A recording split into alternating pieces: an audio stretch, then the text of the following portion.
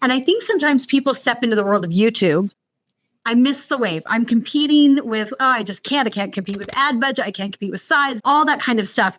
When is it too late to jump on a platform like that? It's never too late to get in. There is a massive opportunity early on, but there's also a difficulty and potential risk. Over time, the risk is going to potentially go down, but the easiness will potentially go up because there's going to be a proven method. Early on with YouTube ads, I had to learn myself. This is not an algorithm to optimize ads automatically. I was the algorithm because I had to go in and see, oh, this worked, this didn't work. And that's actually how I got really good. Welcome to Unreasonable Autonomy. My name is Sarah Grace.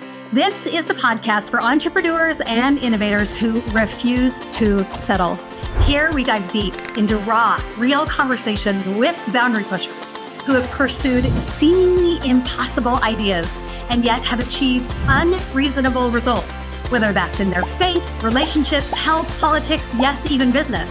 All of those conversations are happening right here, right now. So let's buckle up because this isn't about playing it safe.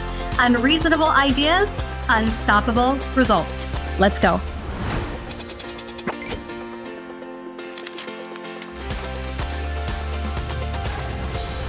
Listen up, you guys. I don't know if I've ever been so excited about an interview. We had the amazing Aleric Heck here.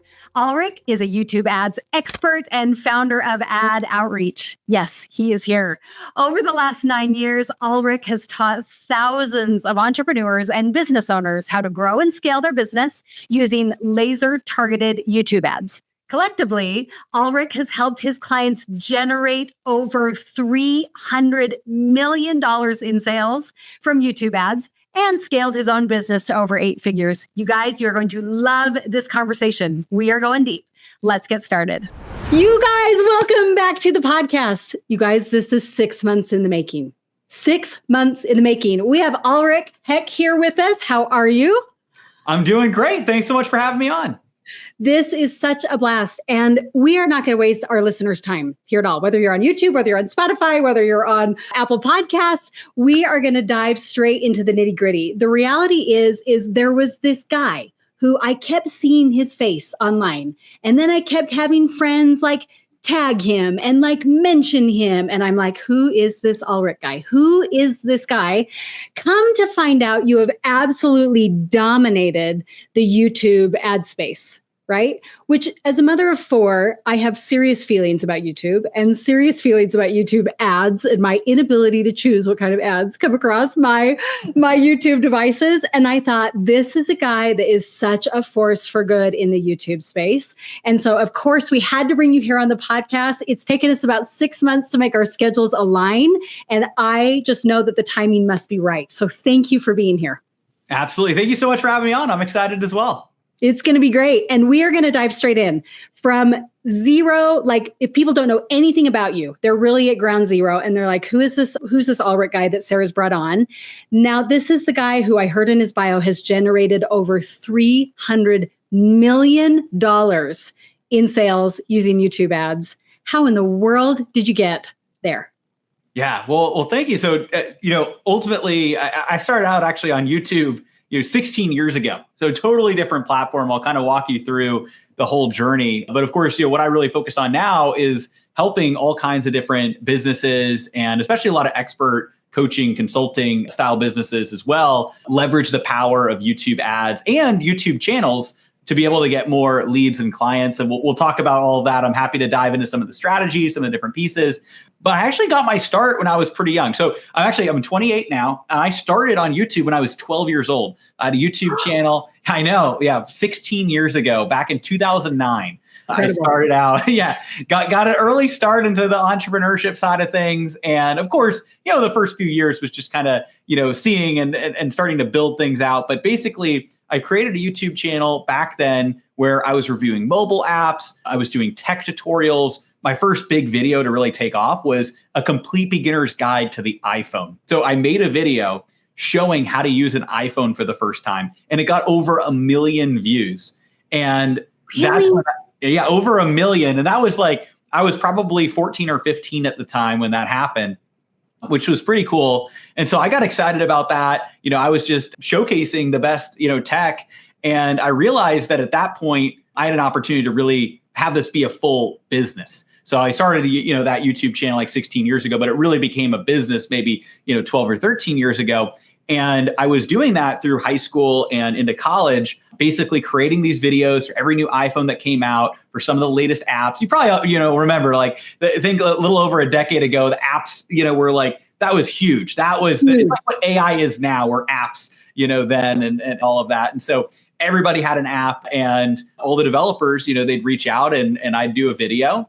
And, I ended up growing that channel to over 500,000 subscribers.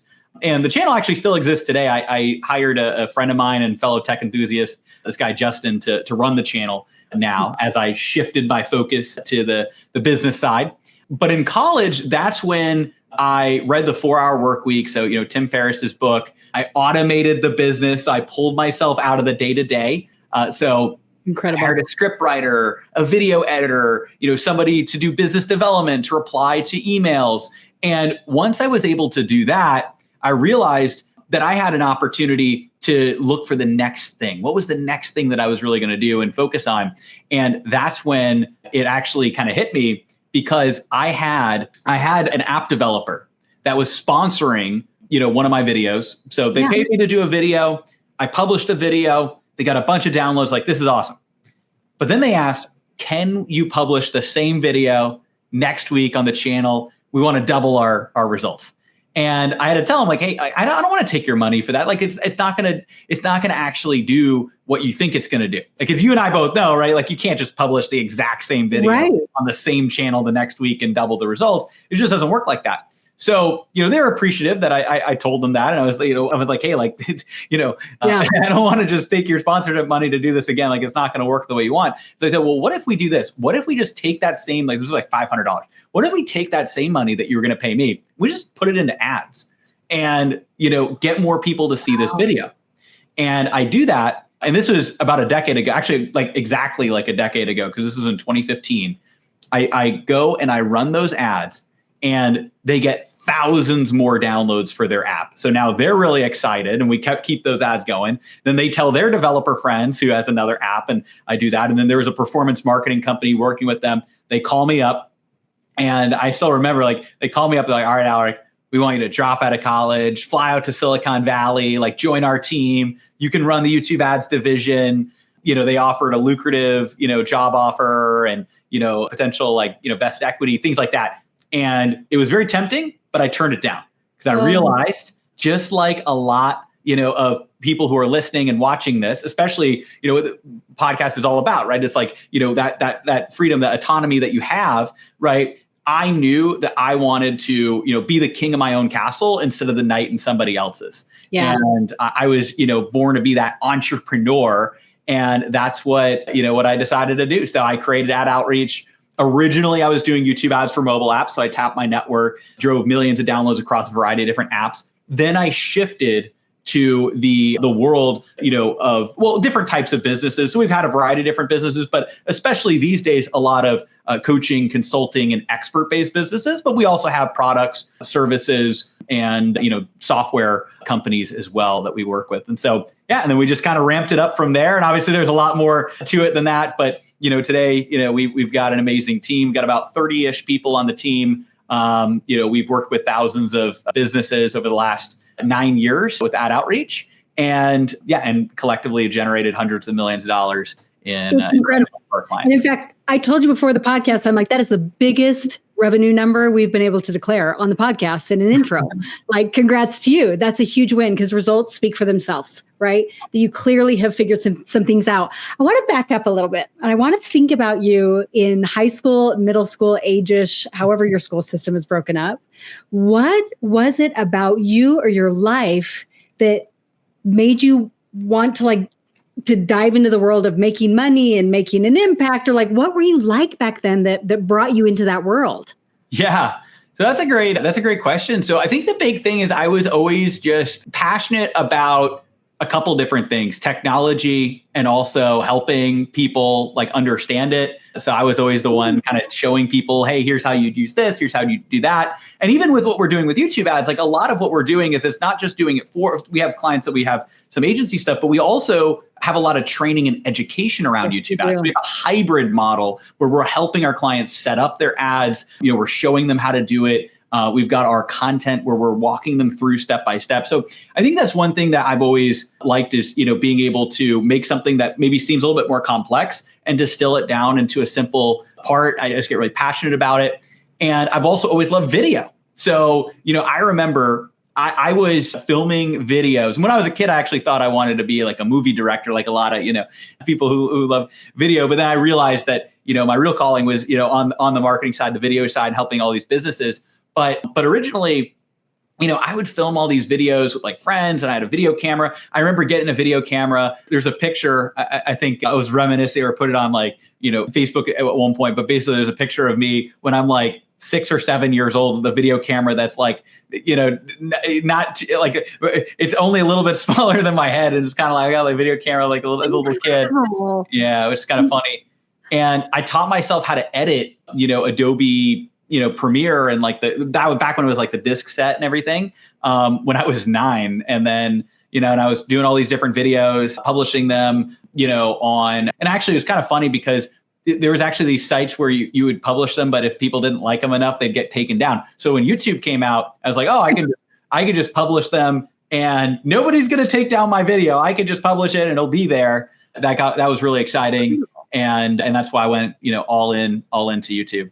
And I'm just fascinated by how young you were. I don't know why I can't let it go. But like, were you doing sports or were you in band did you have tons of friends? Were you kind of a single friend person? Like, what was your world like while you're also starting to really bring in revenue from YouTube, which no teenager was doing back then? Yeah. So that's a great question as well. So, honestly, so I was very involved in Boy Scouts. That was the big thing that I was doing, so became like an Eagle Scout. Went all the way through that. I worked at a Boy Scout camp while I was in high school. So, several summers there. And that was something that, I was really involved in. And then I also loved creating, these types of videos and being creative, growing up, like obviously when I was younger, it was something that I didn't like as much, but now I see that. So basically I wasn't allowed to like play video games or, have a lot of like, kind of that type of thing. Basically, my parents kind of taught me to be creative and to create instead of consume. And I actually think that's a really good lesson. It's like, I think that you shouldn't be afraid of technology, and all of that and kids having access to technology. It's just like, what are they going to do with it? And so spending time creating versus spending all the time consuming. And I think that's actually going to set people up really well. And that set me up really well. So I was still able to use technology, but I was really encouraged by my parents to use it to create versus using it to consume. They were ahead of their time. That's true. I'm very grateful to my parents. Yeah, they're fantastic. So yeah. That is fascinating to me. And did all your friends know you were doing this? Was this like you were known as the kid down the street that's like figuring out the YouTube game? And like, was that part of your identity back then in a big way? So it was. I think the way that I would put it is so the thing is, it was, but I don't think it's as popular. It was as popular then as it is now. So like now, maybe that would make you popular if you're successful there with the channel. So it didn't make me popular, but it also didn't make me not. Like, at least in high school, I was just kind of, I was there. I had some, group of friends. I've always kind of had this like thing where I have like a few, kind of close friends. And then I know a lot of people. I'm just friendly with a lot of people. But I think that's, because I always like to just, treat everybody the best. That's the whole thing, right? It's like, right. And so essentially, like, that's one of the big things that I had there. When I was in college, my freshman year of college, it definitely made me less popular. I was actually even bullied, which was kind of interesting. So yeah, I know. It was interesting. Like I was, when I was in college, I think it was just people didn't really understand. But like I basically wasn't going and partying. I wasn't, basically I didn't really drink until I was just about 21, and not even that much. Like I didn't really go to parties or whatever. So I was basically just, focusing on my classwork and focusing on my YouTube channel. That was the big thing. My YouTube channel was too pinnacle. Then I had my classwork, and then I also was running the entrepreneurship club at my university. And so essentially, which I did my freshman year too. I came in, ran for president, was like, all right, I'm gonna build this, and you did. yeah, basically, which was kind of fun. I mean, let me ask you kind of a mindset question. Do things? I know that you work hard, so I'm not at all referencing that you don't work hard. Do you feel like things work out for you? So that's a great question. So I do feel like things work out for me because everything is working for me, right? So it's either a win or a learning lesson. That's a big thing that I have. I actually don't have I've got a coin over there, but I've got a coin that says win and learn on the other side. I actually had those made. Cool. We send them out to clients. I really love it because everything that you're doing is either going to be a win, that's a success, or it's going to be a learning lesson. And underneath on that coin is that learn, but learning is winning. Right? Because when you're learning, you're growing and winning. And so I think that the thing is that all the things I do, being successful, well, it doesn't literally mean it's all going to work out, but it's going to work out for me. There's definitely plenty of mistakes and failures and challenges that I've made along the way. And I try not to have regrets, but things that I would have done differently, knowing what I know now, but that's part of learning, right? So there's successes and there's learning. And I do think that's something I've learned more relatively over the last, few years, like really done a lot more reflecting on that, so maybe my answer in the past would have been a little bit different, but that's kind of how I refine it now, because I think that, you go to either extreme. If you just think everything you touch is going to turn to gold, well, that's not going to be the case. Right. But also if you get into a negative mindset where you don't think things are going to work out, well, that's going to be a self-fulfilling prophecy. But then I think a lot of people, they're like, oh, some things work out, some things don't work out. Well, what if you flip that and say some things work out and some things you learn from? So ultimately, that actually is happening for you to be able to learn, to be able to grow and compound what you're doing. So you really are an optimist in the sense that I am always winning, whether that is by a very obvious win, right? Or whether that is through a learning experience, I am winning. So you're an optimist in that way. Oh, 100%. I'm absolutely an optimist. So I love it. I was raised by an optimist, and I think about how that blessed my life in so many ways in business. And so I love that kind of energy. And I want to zoom forward a little bit to your college days. And I'm fascinated about this idea of you getting this job offer of stability and of a lucrative paycheck and a consistent paycheck, right? Yeah. Which is not always the road of entrepreneurship, right? and being in Silicon Valley and being in California and like being in that kind of environment. And you declared that you walked away from that. You said, no, thank you. And you knew that you wanted to be the king of your castle, right? Yeah. How did you know that? Like what experiences had you been given that made you know I will not work for someone else? Yeah. Well, what brought you there? I think there's multiple things. So there's the bigger picture things, there's the smaller things. So I think the bigger picture things is I knew I wanted to have my own business that was exponentially scalable. My YouTube channel wasn't necessarily exponentially scalable. Now, obviously, I think there's ways to do it. The way I was building it wasn't that way. Obviously, there are people now that have figured out how to do that. And I think if I had, put my mind to that, I could have figured that out as well. But basically, I was putting effort into the channel and I had leveraged myself with other team members, but it just wasn't, it wasn't the exponential growth I was looking for. And so what I was able to do was kind of visualize, wait a second, when I got that success with those apps and those ads, I got really excited because I saw that as the possibility for selling that. And I had already been just kind of fallen into selling, business to business type things to all these app developers. And I realized, wait a second, if I can turn around and show a case study to an app developer and say, hey, here's what I did. I can not only, be able to grow a much bigger business than what that paycheck would be, but also I wouldn't be limiting myself to, if I was to go and take that opportunity, everything that I do, I'm going to go all out, for that. If I had gone and taken that opportunity, it would have potentially sacrificed the time to be able to really dive in and build my own thing. And that's what I really started playing out in my head was, okay, let me, kind of look at the big picture of where that could go. And interestingly, at that point, I had automated my business enough where essentially, and also my coursework, my existing business, my YouTube channel, and my coursework, that I realized I had time to build my business while I was there in college. I had all my classes on Tuesdays and Thursdays. This was like in my junior and senior year, and I graduated a little early. So like in that kind of time frame. So I basically had, all my classes 2 days of the week. And then I was doing client calls and sales calls on Monday, Wednesday, Friday. And then, and then basically I was also definitely putting a lot of stuff in the weekend too. And so I was just going all out, especially while I was there in college, and, just to do everything I needed to do. It's amazing. And I also love, and apologies for the camera delay. We'll see if the other one comes back on. But I'm fascinated by the idea that you didn't go all in as far as you quit this thing and then started something else fresh. Like you were very much kind of in the in-between, trying to, squeeze it into the cracks. And I think that that's a kind of a wise, maybe more secure way to move through entrepreneurship is, go all in for sure energetically, but sometimes you have to bridge the gap between being able to really build what you want. I'm also fascinated by the idea that you thought you could do it, right? I don't know how else to say it, but what's the advice that you give to people who feel like they're on the precipice of a big idea? The world, and if you have a gift to share, like it's up to you to be able to go out there and share it with the people who need it.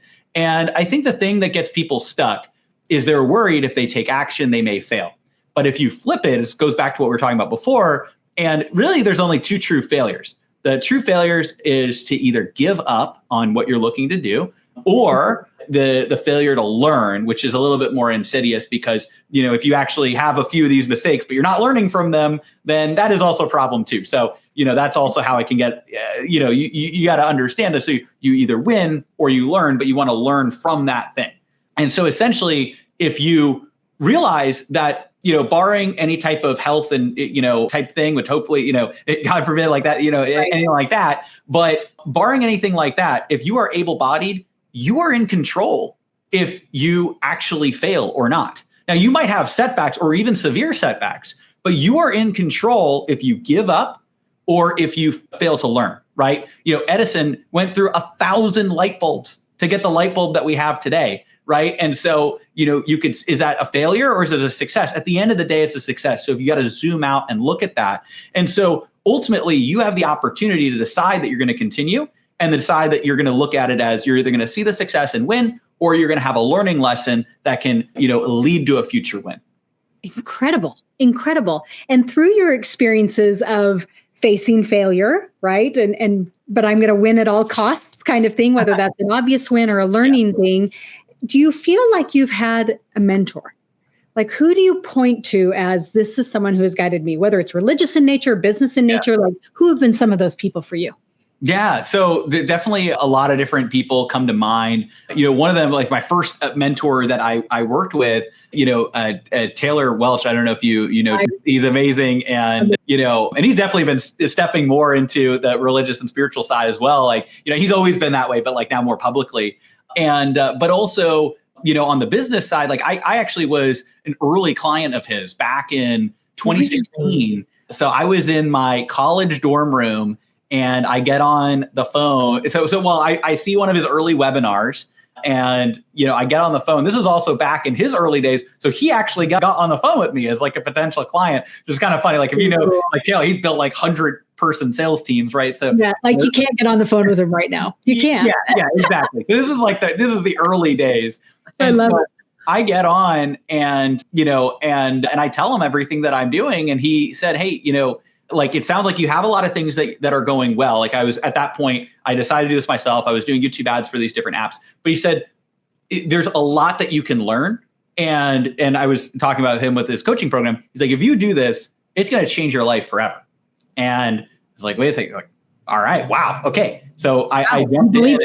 Yeah, absolutely. And I ended up joining, that was his other, business, traffic and funnels back in the day. Now he's got The Wealthy Consultant. And that was, him and another person, Chris Evans at the time. And so I joined that program and I learned so much about, how to build a business. I also learned a lot about mindset. and, like all the different pieces that go into it. And so he's been a long-term mentor. I was in that old mastermind, basically like from then until, as long as that, kind of went there. And then, basically him and Chris, his former, business partner, they split up. They had a couple different things that, kind of happened there that they decided to, go, and they faced their, and that's also one of the things I love about Taylor too. He's faced some of his own challenges and he's open about that and sharing that. And so now he's got his new business, The Wealthy Consultant. I was actually just out literally last week in Nashville with him, there at that event. So yeah, which is cool. So, Taylor's been a mentor for a long time and he's, really amazing. And also his growth too is like to see, all of that, both on the business side and also individually is very inspiring. And so him, and then I've also had some other, amazing mentors as well. Alex Sharfin is another great person. And he basically, really taught me a lot about operational structures of my business. And, there was a time a few years ago where we had scaled so fast that we were facing some operational challenges. We were number 60 on the Inc. 5000 list, the fastest growing companies in America. We scaled 6,052% in 3 years.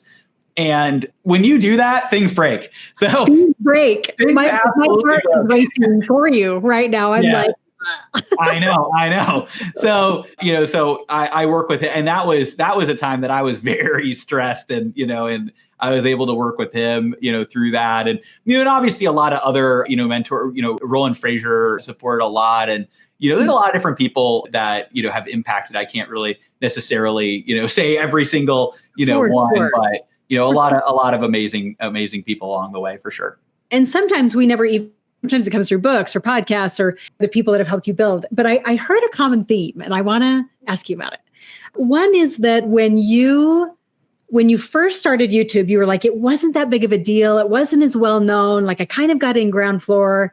And then you were talking just barely about Taylor. And you were like, I was like an OG. It's like one of the first people. Like I missed the wave. I'm competing with, I can't compete with ad budget. I can't compete with size. Like when is it too late to jump on a platform like that?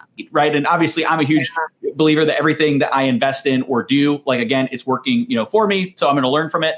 But again, there's a little bit more risk. So there's more risk, but also, more reward. So it's basically like, high risk and reward. And so over time, like, basically the risk is going to potentially go down, but the easiness will potentially go up because there's going to be a proven method. So with me and like early on with YouTube ads, I had to learn myself. So for instance, back when I started getting into YouTube ads, there was literally, people don't realize this, not an algorithm to optimize ads automatically based on performance on YouTube when I first started doing it.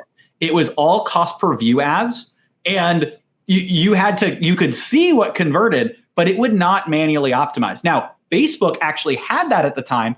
There also were other versions inside of Google that had that with like Google, with search and things. But when it came to YouTube, it was TrueView. They shifted it to TrueView for action when they did add it a few years later.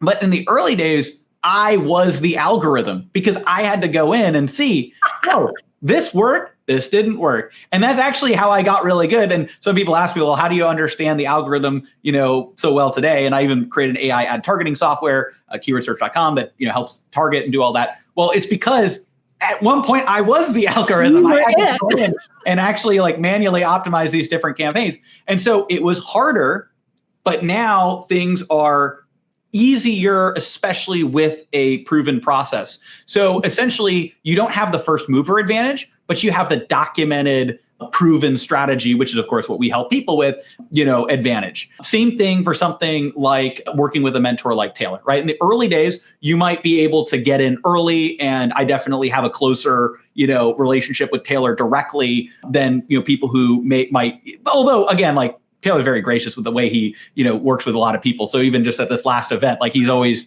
talking to all. Anyway, so, but that being said, like I've known him for a long time. I got in early. I also learned some of his strategies early. That being said, that was also at a time that, and it's kind of interesting because I didn't really know, but like all the ins and outs, but also that's the time like before he became like known as the person he is today. So being able to work with him as a mentor early on, as he was still, kind of building up. when he had like a smaller, business that then I even had ended up, getting like a few years after, and his grew and mine was also growing too. But it's kind of interesting. It's like he was at a spot where, that was like, I think still his first year or year and a half in business. And so it's like one of those things where it's like you get in early. And so I think that later on, you'll have the benefit of knowing, oh, this is a proven mentor, a proven process. Same thing with people who work with us, right? It's like, now it's very clear, and I'm not trying to tout myself too much, but like basically like we have a lot of track record, we have different things. Like if people are looking to learn YouTube ads, and we've also super refined the process. So we got it down to a science when clients work with us. And so there's a massive advantage to people working with us now. And there's a big advantage to our early clients that came in at the early days of YouTube and the early days of us diving in, and we were able to, help them take advantage of it being earlier. Maybe it wasn't as robust or built out as it is now, but it was the early days, so there's a big blue ocean. So that's kind of the way I would look at it. It's definitely not too late, and there's people all the time going on YouTube looking things up. Also, now is a better time because it's less about subscribers, it's more about individual videos. So this is just a last answer, or the last piece to your question. Yeah. We are in a resurgence of massive opportunity on YouTube because YouTube is now tailoring things towards individual pieces of content. AI is watching the content, trying to contextualize what are people looking for. So if you learn how to craft videos the right way, you can see a lot of success. Wild. Absolutely wild. And your perspective on, is it too late or how do I dare jump on early? That has been the cleanest, most inspiring perspective I've heard on that kind of thing, right? Because I think there's a temptation to get inside ourselves. Oh, I've missed the wave, or, oh, this is too much of a risk, or whatever it may be. So with that same line, there's something really creeping in. Creeping is the wrong word. It's called AI, right? Yeah. It's called AI. And I know that you are offering trainings on how to create YouTube ads using AI, right? I've done my research, right? It's like you're helping people learn how to do that. And so when you see AI entering the game here, what kind of shifts do we need to be having as people who belong on YouTube about what impact AI is going to have and how that's going to work in our favor? Yeah. So I think the big thing is it's definitely the time for people to jump into AI to have that early moving advantage. So that's actually where you have the first mover advantage, is jumping into AI, because maybe in our world, in the, entrepreneur business, especially online business, people got to remember, like, something, you're in a bubble with the online businesses because there's still a lot of businesses that haven't even fully gone online. And so then of that, obviously, there's a certain section of people, probably, I know people I spend a lot of time with, and I would, assume probably yourself as well, and maybe the listeners or viewers spend time with a lot of people that are using AI very consistently. But there's a lot of people that aren't using AI, or the most advanced they get is just asking ChatGPT some questions like it's a Google search. Right. There's so much more with AI. And if you're leveraging AI in this way to create video ads, you are in the top, 5% of people, especially business owners, and really like 1% of all people, right, that are leveraging AI. And so you have a massive advantage. What we're finding is really interesting, and I think you're going to find this very interesting too, is that there's a difference with an AI hook to pull people in versus AI being the full video. So we're talking about an AI video. What we're finding is that AI hooks followed by a person talking, a real person, not AI for the rest of the video, is actually performing the best. What's performing the next best is just a human, just a person, no AI at all. And then the worst is just a purely AI video, where it's all AI one after another. Really? And it's very interesting. And here's why I think it is. The AI hooks people. It pulls people in. There's a video, I've got a couple, I'll give you a couple examples. So one, I've got like a business owner wearing a suit, going down a roller coaster, and on the front of the coaster, it says the marketing roller coaster. And he's like, my lead costs are going up and down all over the place. It's like a marketing roller coaster. And then it cuts to me. If you feel like you're on the marketing roller coaster, I'm going to show you how you can use the power of YouTube ads to get more consistent leads and clients, et cetera, et cetera. There's another one where it's me as a like medieval king, like walking down in like medieval like kind of area, and I've got like a YouTube logo, on my clothes and stuff, and I'm dressed as like a king, I had a crown, and everything. And I'm walking down the street, and I say, if you're not using AI video ads, you're practically living in medieval times. And so that's a good one. And then it cuts to me, and so a couple good ad hooks, but then it cuts to a real version of me where I am then delivering a message and talking and connecting. That's performing the best.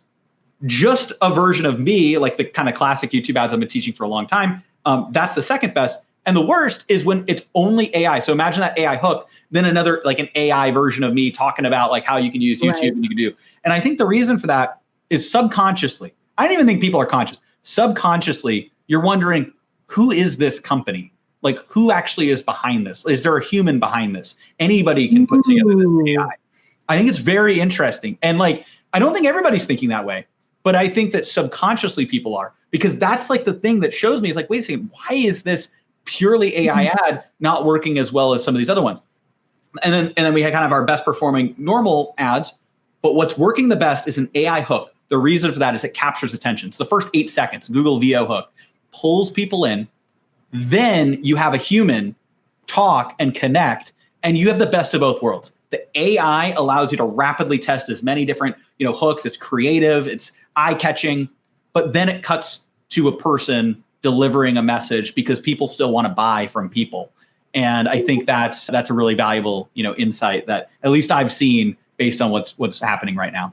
Well, and I would imagine when you say what's happening right now, that's like literally what's happening right now. That may not have been even 6 months ago, right? Oh, like 100% in the last 3 months. Yeah, Google VO3. So we're on the cutting edge all the time. I believe it. Yeah, we have and also like I always want to share, like I've been doing and it changes too. So like depending on when people watch this or whatever, that might be different. But I'm hosting like a viral AI ads like workshop next week, and I did one a month ago, and the changes, but even in 1 month, is remarkable. And, and sometimes I'll also just do YouTube ads workshops, but this one's specifically around viral AI. I'll usually do a workshop at least every like couple months. So there's always something coming, and I always want to like, give as much value, as I can to showcase, that to people. But with AI, it's very fascinating. And then when it comes to targeting, there's big opportunities to target. And that's actually where I created my own AI ad targeting software. That's the keywordsearch.com that does AI ad targeting for YouTube and Google ads. You can just put in your website. It scans the entire site, finds what people are searching for on YouTube, searching for on Google,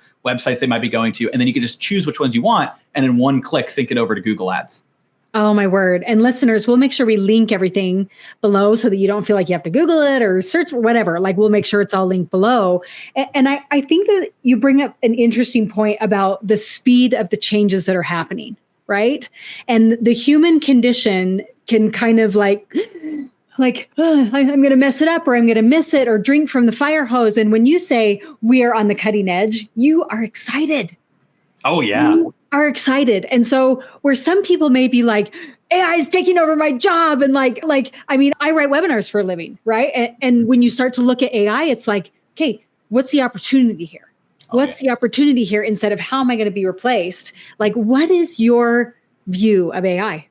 I think that's the big thing is looking at what's the opportunity, how can we leverage it to do more. I think there's an optimist and a pessimist view of looking at AI. Sure. And I think that the pessimist view is saying, okay, if this is the output that you're currently doing, right? Let's say this is the output that you're currently doing. The pessimist view is if in the past we needed this to do this, and now we only need this to do this, well then all these people are going to get fired from their job, or not fired, but like let go or whatever. Not fired, fired is the wrong word, but like let go, right? Or these people are going to lose their job, and you could do this. So, if you think about it as even as like, let's say you've got, a webinar copywriter or whatever, right? It's like, okay, maybe in the past you needed, 3 or 5, let's say, and now you need 1 to do the same output. But here's the flip side. What an optimist looks at is they say, I have this input. I have 5 copywriters. Now I can do all of this, 5 times as much output or 5 times the quality. Maybe it's the same number, but you can actually supercharge the quality. So for instance, we've got copywriters on our team. We got our senior, senior YouTube ads copywriter, but he's also been a copywriter for 2 decades. And he studied, under, all the different, Gary Halbert, all the different great people. And so essentially, at first, it was like a little skeptical about kind of diving into all this, but then diving in and walking through with that. Now he's like one of the biggest advocates for leveraging AI. And here's why. Because now what we can do is he can copy chief and refine the AI that we have that allows us to come up with the first, all the way to 80%, YouTube ad scripts VSLs, some of these different things. So in the past, we used to not do, VSL scripting for clients unless they paid, thousands and thousands of additional dollars, because it would be an extra thing. And even then we didn't like to sell it because it would take time away from our copywriters that needed to spend time creating all of our YouTube ad scripts. Well, now we have our copywriters touch every script, and the AI does a great job getting 80% of the way there. It's kind of like what you used to have in the junior side of, copywriters. Now we can still have people like that, but, they could be, people that are learning how to be that senior copywriter to proofread, right? So it's kind of one of those things. But now our senior copywriter is able to go in and proofread that and then apply their magic to it to get it ready to then be able to, hand off to clients. And then we can now do that with VSLs as well. And we could do that with landing page copy, and we could do that. And so now we basically are able to touch so much more of our clients' copy and also make it great because AI takes it to 80% and our senior copywriter takes it to 100. And the combination of that also, it's not just any AI. We have trained our own fine-tuned model off of the back of an LLM, but we've fine-tuned it with our top 400 YouTube ad scripts, categorized by industry, categorized by what we see, depending on are they sending a webinar, are they sending to a VSL, are they, doing this or that? And we now have all those pieces, and we've refined it so much over time that it's going to write a script the way that we write scripts in a first draft, and then we're going to get to come through and do the final edits, which, by the way, we can then feed back into the machine to make it even better. It's inspiring, and it just shows. I love how you said, here is how an optimist looks at it. Okay. Do you have moral resistance to AI? That's a very interesting question. I think that there are some concerns with AI, and I think that it's not related to the way I'm using AI, in my opinion. Sure. I think that's not the way that business owners, so I don't have moral reservations with how I am using AI because of the view that I have here.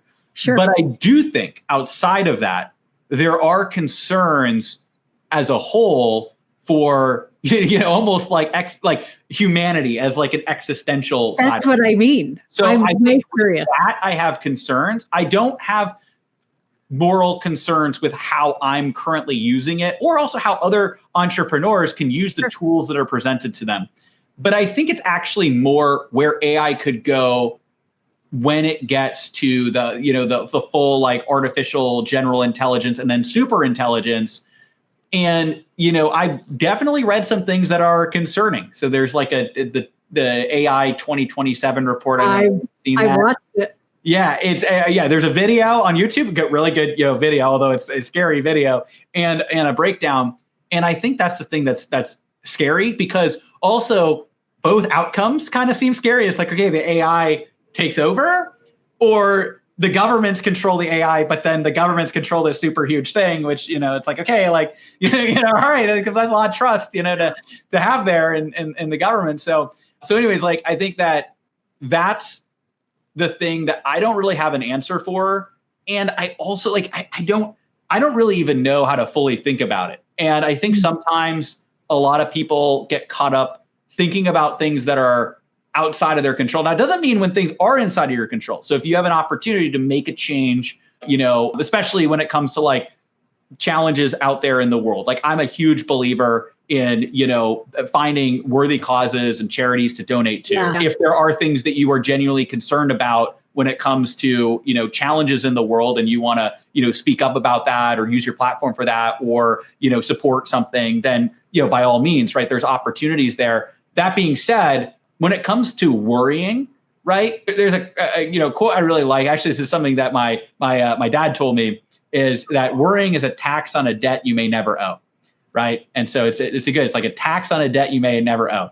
So basically, if you think about it, it's like you're worried about this thing that may never even happen, and it's taking up that space in your mind. So instead of that, I think just seeing what can I do that aligns with my morals, and even having conversations like this, and then also focusing on what is in my control, and also just believing, right? It's like, there's again, it's going to, it's going to work out, right? There's a greater plan here. It's going to work out, and I don't know how or what, and there might be dark times, hopefully not as much, but at the same time, like it'll all work out, in the end. Oh, I love it. I'm like, when are we going to get your parents on the podcast? I want to interview your parents. They seem so wise to me. I'm like, it would be an entire hour and a half of just great quotes, I think, from two great humans. I'm fascinated with this idea of like, okay, things are going to work out, right? And I'm not going to worry about it. And one of the things that we really parade here on the podcast is, what do we have control over to build the life that we feel called to, right? Yeah. And how do we increase autonomy? And you're obviously in the YouTube world, and you can bring this in whatever way seems appropriate to you. But when an entrepreneur is in a space of, okay, next level, new devil, let's go, let's figure this out. How do they know? How do they make decisions? How do you make decisions in your business on YouTube's the route, or JVs are the route, or funnels are the route, right? Like, don't listen to any marketers ever, because they'll just tell you their way is the way. But how do you make decisions for the direction of the business?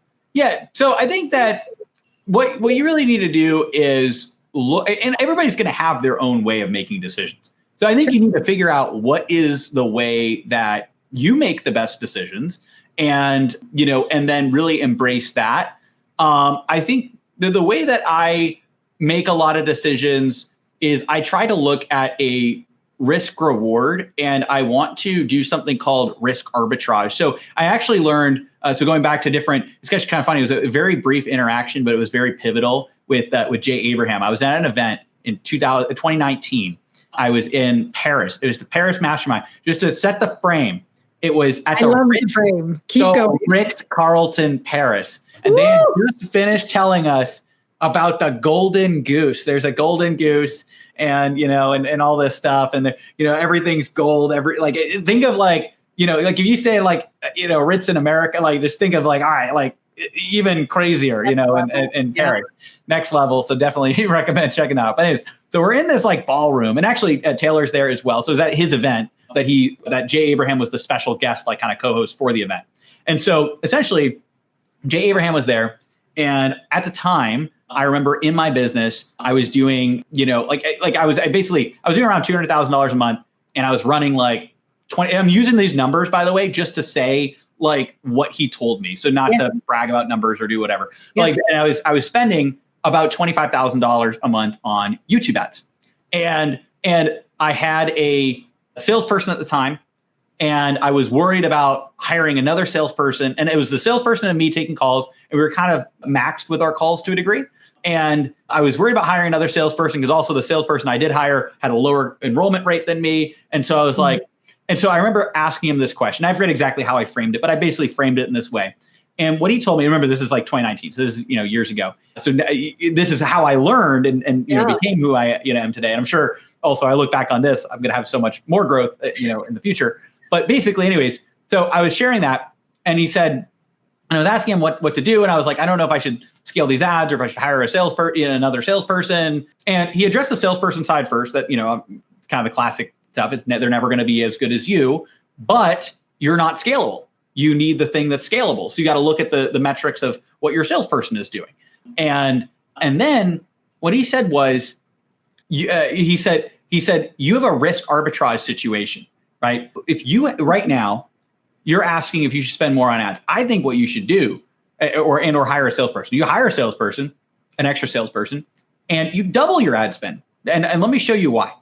If you're going to spend $50,000 on ads next month, what is the best case scenario, best possible case?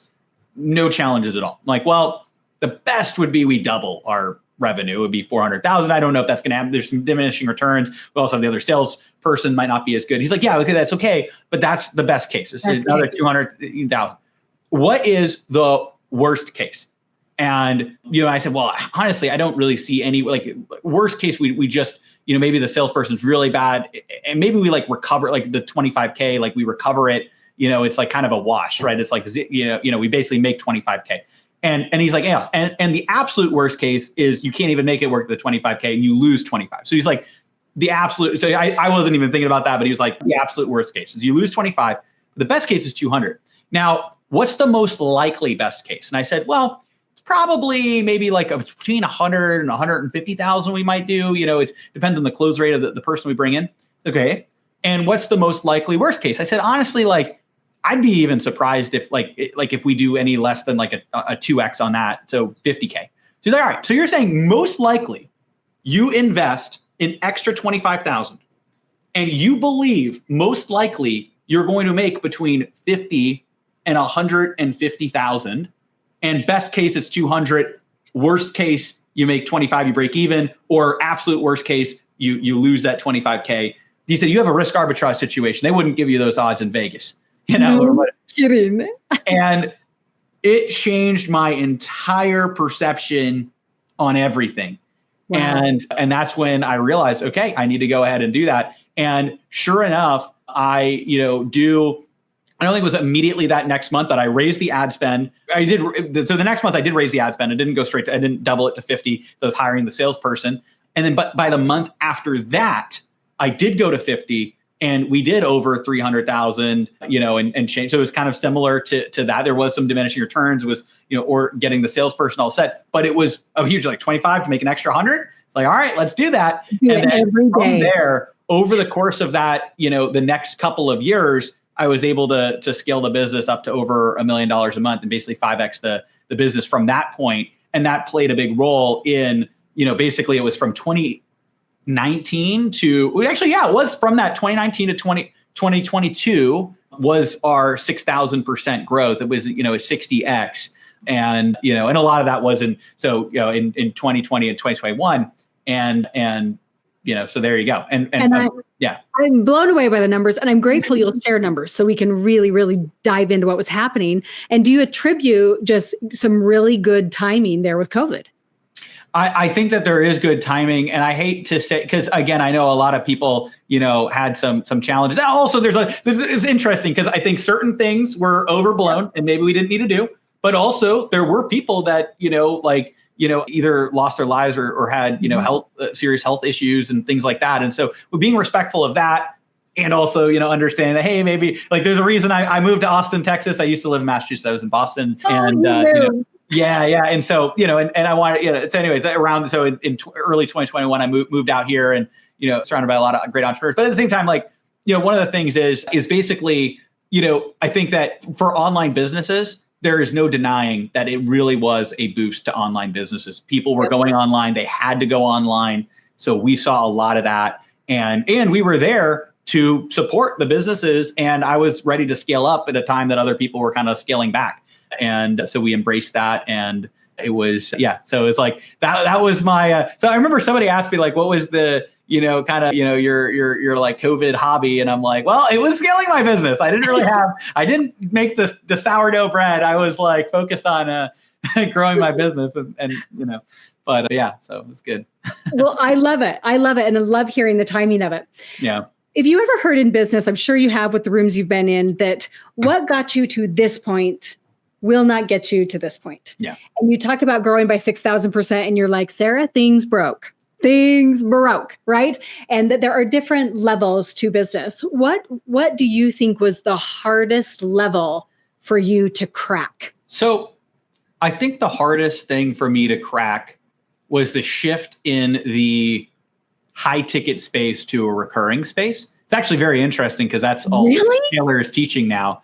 But that honestly was the hardest thing, not because it's a hard concept, but because when you're at scale, it's hard to shift while the boat is moving. So the way that I put that is like this, right? Scale up a lot. What I realized was as we had scaled, we had built a precarious business because every month, doing over $1 million a month, but like every month we had to remake all of our sales from scratch. We had a few payment plans, but we weren't really doing recurring revenue because we were especially training a lot of business on how to do it. And like a few like agency clients, but that's not the bulk of it is helping businesses set up and implement YouTube ads and then train them on, their team on how to run it long term. And there's different versions of that. There's like a hybrid version that's kind of got a hybrid like some done for you elements and one-on-one. There's like one-on-one, and then there's group coaching, and so. Anyways, we were selling all like 3 and 6 month packages. And then if people wanted to work with us longer term, we do like a 12-month, but like as like a mastermind. But, the idea was like, let's collect as much, upfront as possible, because that's what everybody says to do.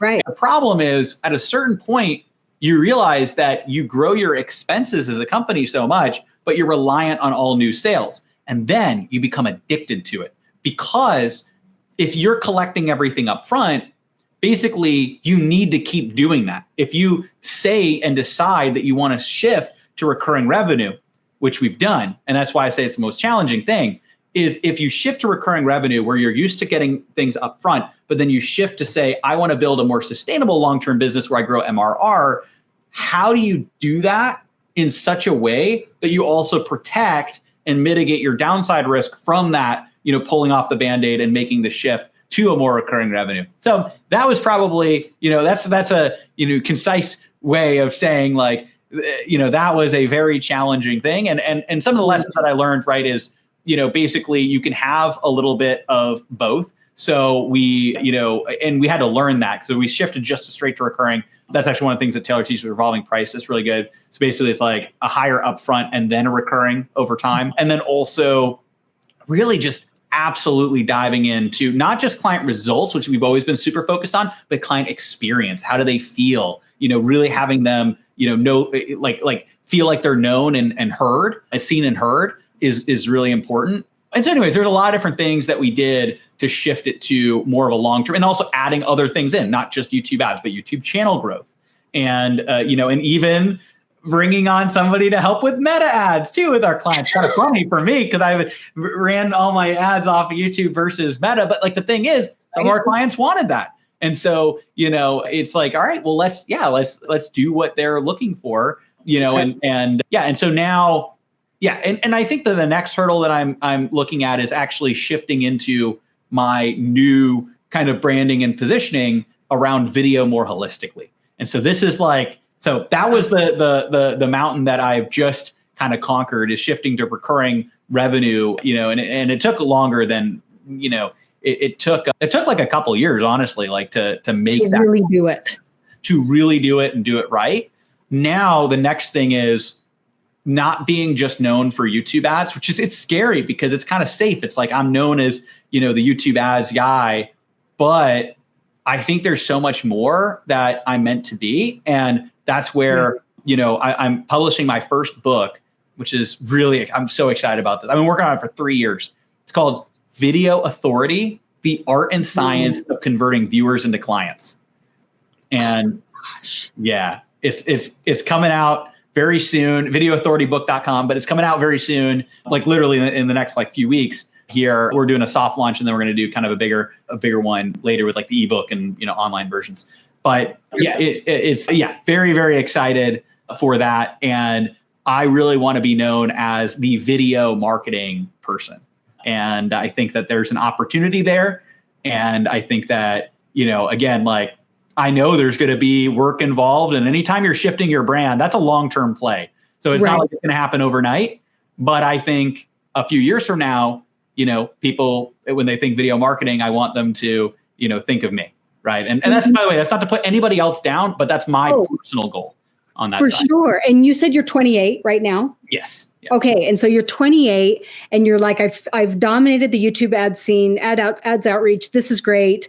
But you feel called to something different. Was there any other reason why you decided to expand into Video Authority instead of just like, why not hunker down? Why not sell?